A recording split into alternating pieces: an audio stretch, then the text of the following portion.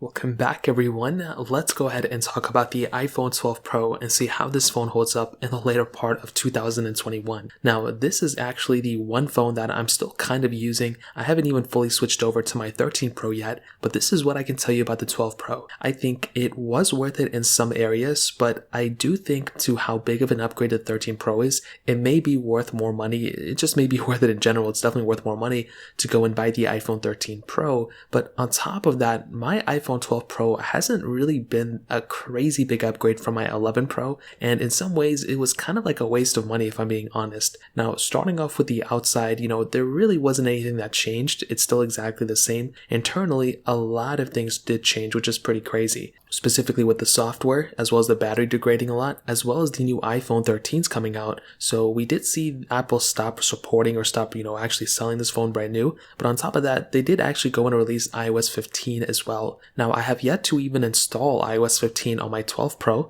mostly because I didn't want to go and, experience those issues and everything. But with the 12 Pro, I think the body was one of those things that really did, kind of feel so good. It still feels extremely good in the hand. And I definitely do think, like I mentioned before, it is one of the best feeling phones I've ever owned, and the 13 Pro is just an extension of that. But the 12 Pro with the flat sides, beautiful display, I mean, this thing is beautiful and I'm still a huge fan of it. The other thing to keep in mind is that with software updates, this thing's going to be supported for a very long amount of time. So it's not like tomorrow this thing's going to be outdated. It's going to continue on for a long period of time. So I think that's another pretty big thing to keep in mind as well. Now, I did compare this iPhone against all the other iPhone 13s that just came out, and I pretty much saw that this iPhone was exactly as I was expected.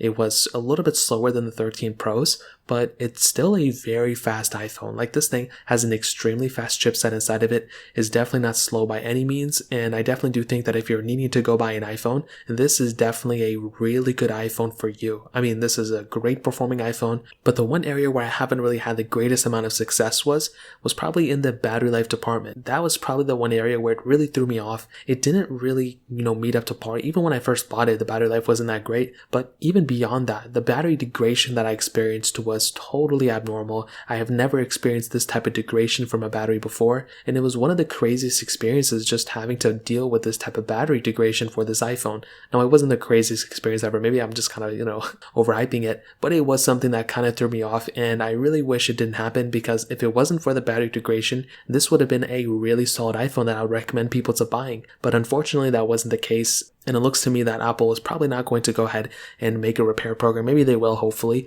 but the battery is what it is nowadays, so we can't really do anything about it. So that's that, right? Now, with the other thing to keep in mind is that because Apple stopped selling this thing brand new, the price did go down in the used market. So you can easily pick up one of these things for around $600 to $700, which is really good. Maybe even cheaper than that if you wait a couple of months.